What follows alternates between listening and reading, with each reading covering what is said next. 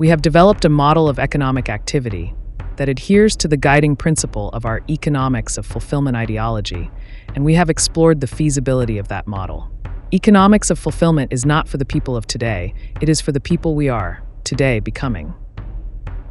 This is Session 8, Implementation, in a course titled Economics of Fulfillment, and that is an aspect of a larger view, evolution of consciousness theory. In this session, we look at how we will implement our economic model. In what way will the first economics of fulfillment systems take hold?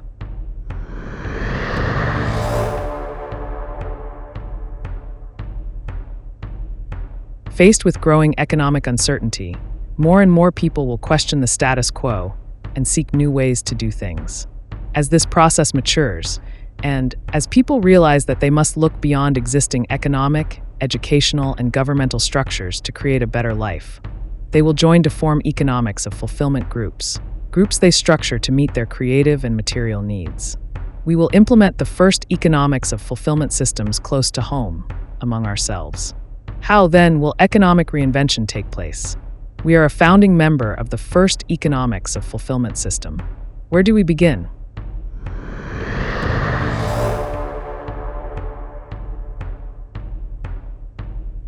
The first economics of fulfillment systems will not replace existing socialist capitalist systems, but exist within and import and export to these systems. As such, step 1 of economic implementation stands out. We create a bank. Without a bank to track our economic activity, we have no framework on which to hang our transactions. But the accounts at our bank will need to be more complex than those in our earlier example.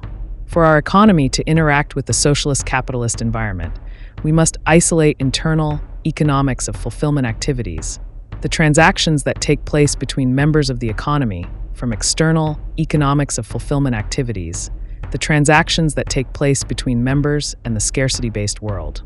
Our bank statement would have to include 2 balances, one for economics of fulfillment dollars and one for scarcity-based dollars.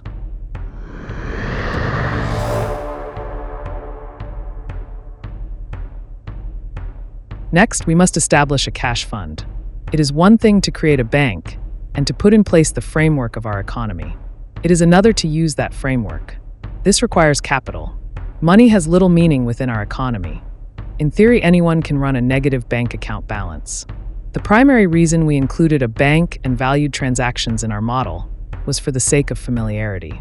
We're accustomed to thinking of economic matters in terms of pluses and minuses. The monetary valuation of transactions also makes it possible for our economy to interact with a scarcity-based economy. We can import from and export to the scarcity-based world. To do so, to create an economics of fulfillment economy in a scarcity-based environment, we must have enough scarcity-based cash on hand to interact with that environment. The exact amount of the economy's startup fund would vary between nations and jurisdictions, but it must be sufficient to support the economy until it generates enough activity to exist on its own and to import and export in a manageable way.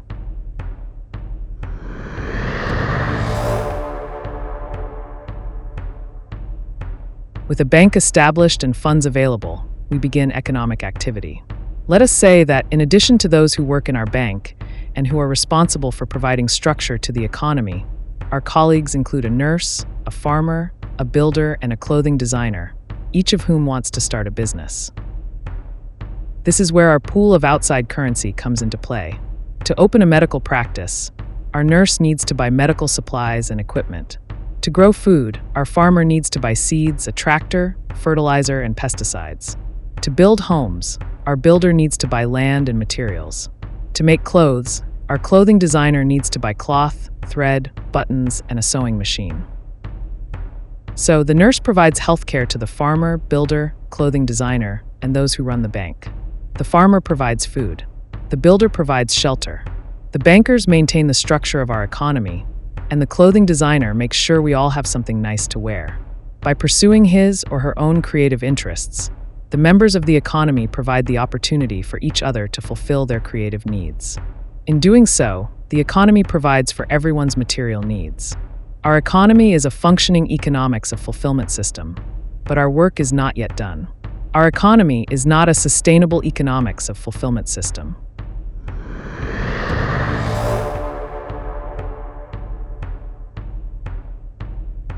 So long as economic activity is limited to transactions between members, our economy can run without oversight. It would self-regulate to optimal efficiency in accordance with the dynamics of an economics of fulfillment system.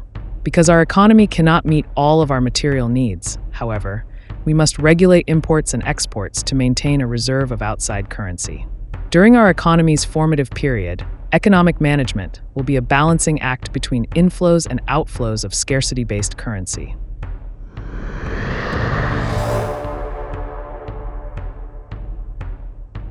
This brings us to the matter of how we go about regulating imports and exports, and to the fifth step in the implementation of our economics of fulfillment system.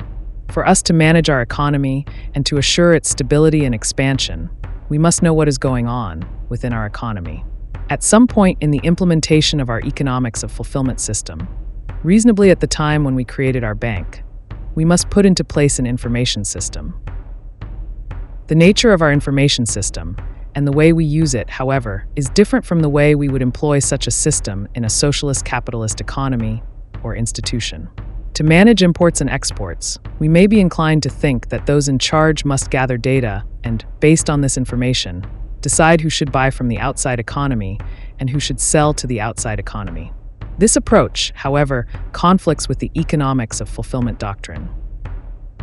In our economy, economic regulation is not imposed from the top down. There is no all-powerful leadership, no ruling elite. Our information system does not monitor and control. With freedom, it is in our economic self-interest to conduct our economic affairs for the good of the economy. Our information system provides the individual with the information he or she needs to assure economic growth. Our builder, for example, may decide to sell every second or third home he constructs to the outside economy to offset his rebar purchases.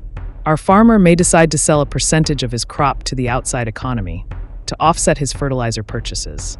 By providing every member with the knowledge to align his or her economic activities with the interests of the economy, our information system creates an awareness of the economy. Our information system sustains the body of the economy.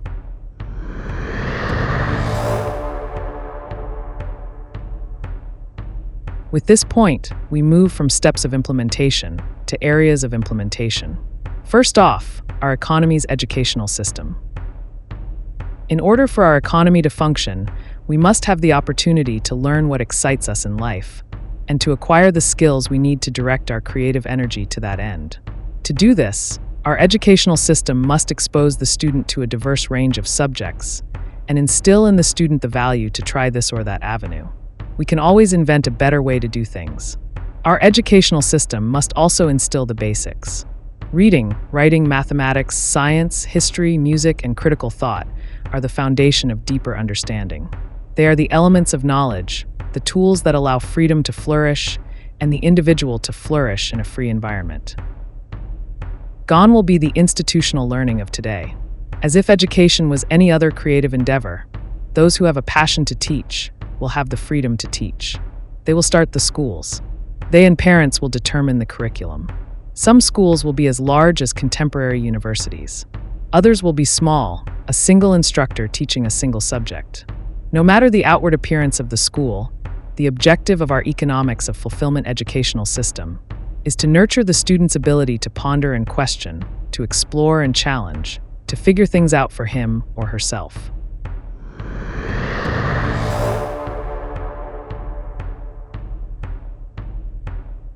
The textbook definition of government goes something like this. Government is a political organization made up of individuals and institutions, sanctioned to make policies and to conduct affairs of state. We empower government to regulate the activities of people within the territory of our nation or within that of our jurisdiction, and to control the dealings of those in our nation or jurisdiction with outside political entities. Under economics of fulfillment, government will not be as it is today. Government will not administer our lives from the top down. You and I will administer our lives from the bottom up. Economics of fulfillment represents the next stride in cultural evolution, the end of authoritarianism. Administrative structures will emerge where needed and fall away when not needed.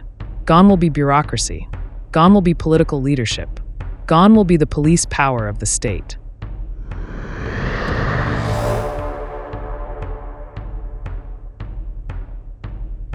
The steps we outline to implement our economics of fulfillment model are broad. Their implementation has many dimensions, and each will require research and deliberation.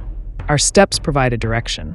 They are the thought structure that will spur the creativity of those who will put into place the first economics of fulfillment systems. Economics of fulfillment will not come about through armed revolution. Armed revolution does nothing other than replace one form of centralized government with another form of centralized government. Economics of fulfillment will arise from within the individual, from our yearning to build and create, from our drive to live a more fulfilling life.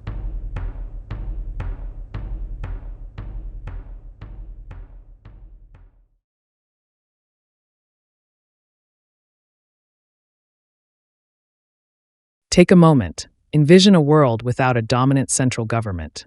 Envision a world without politicians, without a labyrinth of laws and regulations, without enforcement at the point of a gun. With this introduction to economic implementation, we complete Session 8 in our course titled Economics of Fulfillment. How will economics of fulfillment expand and mature, and to what end will it lead? Our course on the economics of tomorrow concludes in Session 9, Money's End.